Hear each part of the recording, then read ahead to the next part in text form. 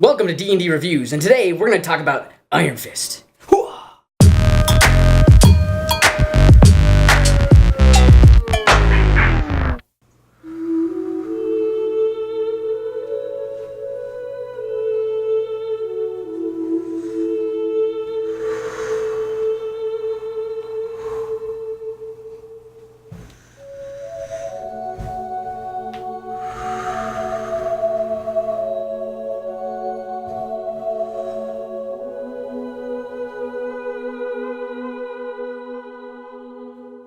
Good morning.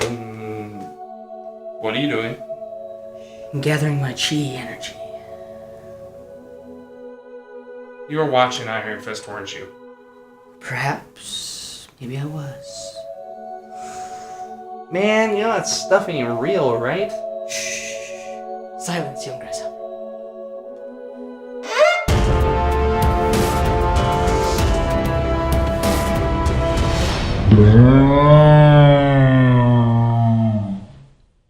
Iron Fist, starring Finn Jones, Jessica Henwick, and Rosario Dawson. Danny Rand, the main character in this show, is in a plane accident with his mother and father. They are both presumed dead. He has survived, and he is taken in by monks. These monks train him for 15 long years to become the Iron Fist. He is the chosen one.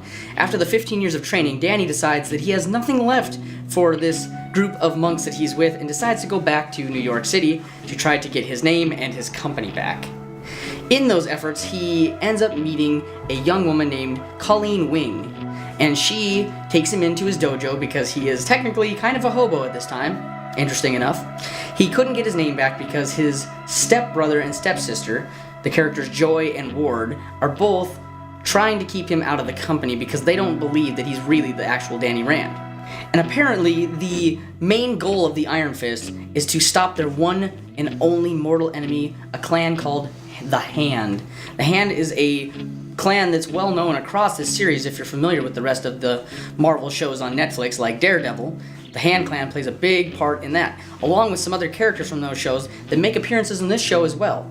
You get characters played like Rosario Dawson, who plays the character Claire Temple. Claire Temple, I really liked in Daredevil and all of the other shows. She's kind of been sprinkled in the other shows, but she plays a really key role in this show. And I really liked her performance in general.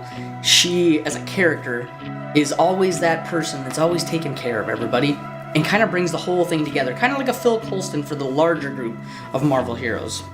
As far as all of the characters in the show, I actually liked a good majority of them.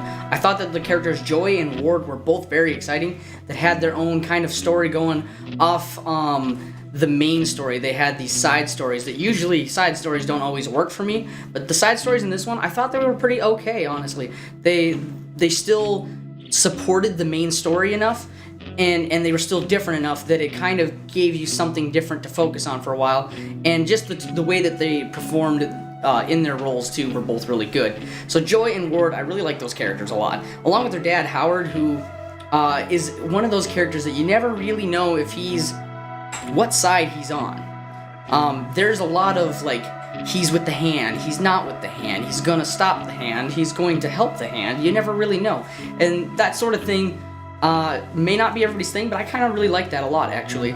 And as far as the fight scenes, like, this is a show I was going into expecting a lot of really cool, like, kung fu styled, action scenes and fight scenes. And honestly, there were a lot of fight scenes in this movie, in this TV series, and I really liked a lot of them. I've heard from other reviews saying that there aren't a whole lot of memorable fight scenes, but I can think of 3 right off the top of my head. Pretty much any fight scene that Colleen Wing ever took place in was very memorable. She has these cage fights where she's this tiny little woman taking on these big, like, 250-pound macho men. She takes on one the first time, loves it so much that she goes back and takes on 2 of them because she's getting a little too confident. But for good reason. She whoops both of them big time.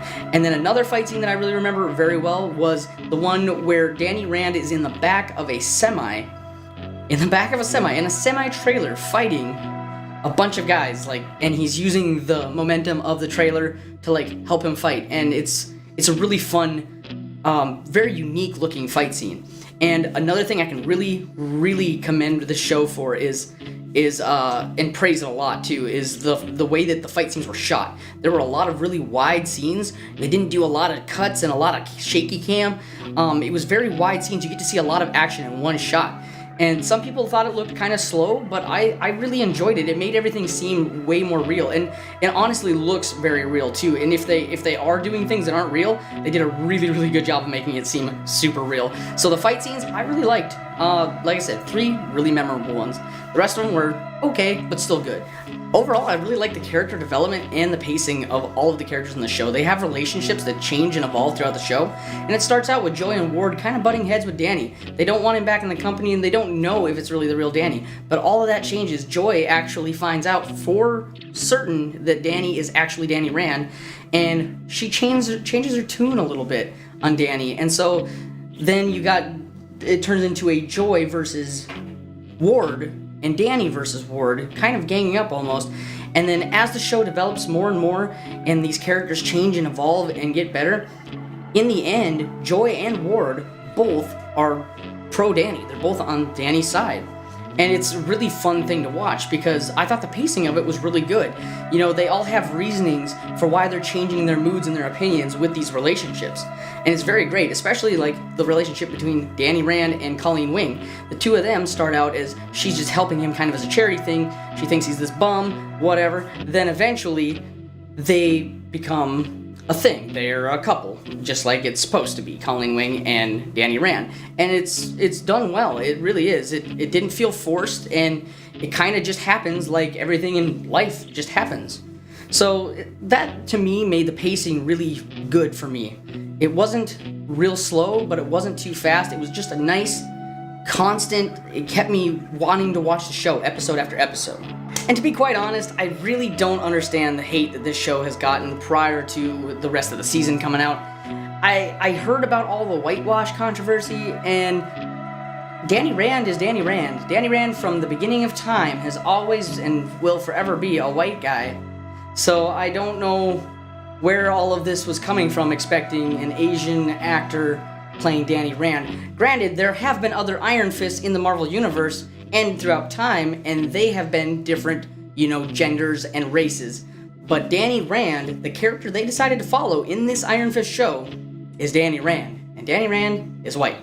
So I want to clear that up right now. That's my opinion on that. All in all, I think this is a great show, and it's definitely worth a watch.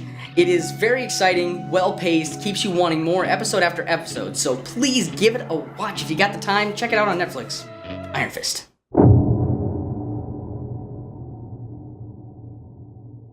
If you guys like this review and you want to see more like it, we do have a Why Him review right here. It's a little longer format, but we do have some friends along to make it a little more exciting. And then we do have some short film goodness over here. Look at that short film goodness. And if you are into gaming at all, we do have my gaming channel right up over here. It is DJ Spinda with some good, crazy Pokemon content, coming out with new stuff almost daily. So please check that out. Later!